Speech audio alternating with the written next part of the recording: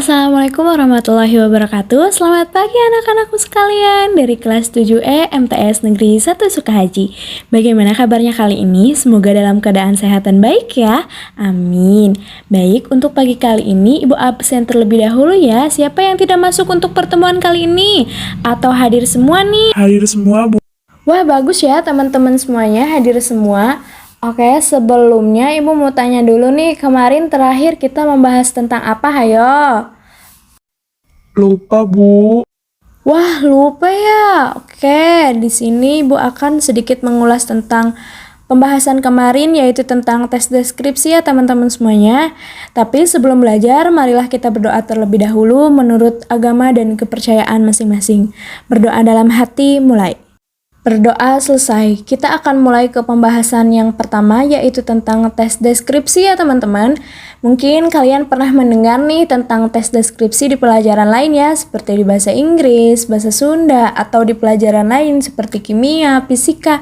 Itu ada yang namanya tentang tes deskripsi. Nah, apa sih yang disebut dengan tes deskripsi teman-teman semuanya? Dalam KBBI, yang dimaksud dengan deskripsi adalah pemaparan atau penggambaran dengan kata-kata secara jelas dan terperinci dengan berbentuk paragraf. Hal yang akan dideskripsikan disebut dengan objek. Adapun objek yang digambarkan dalam tes deskripsi merupakan objek yang bisa ditangkap oleh panca indera.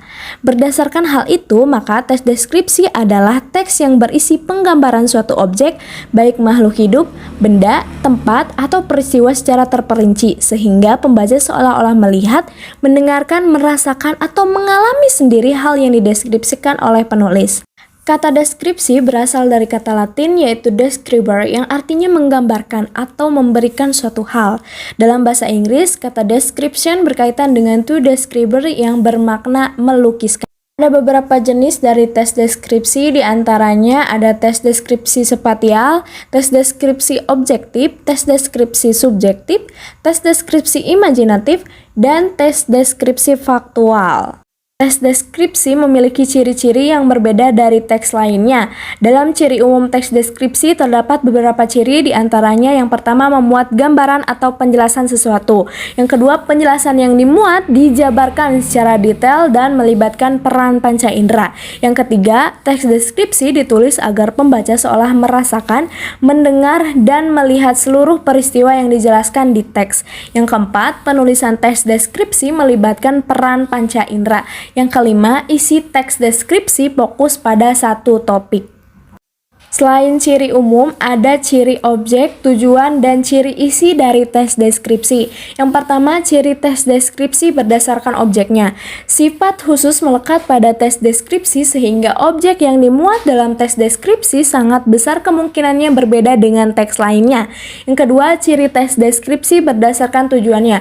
Berhubung teks deskripsi berhubungan erat dengan panca indera, maka teks deskripsi mampu memberikan rincian detail atas suatu objek yang diamati.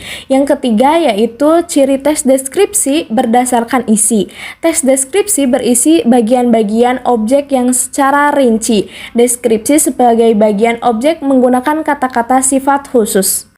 Selanjutnya yaitu tentang struktur tes deskripsi. Di antaranya ada judul, identifikasi, deskripsi, dan juga kesimpulan.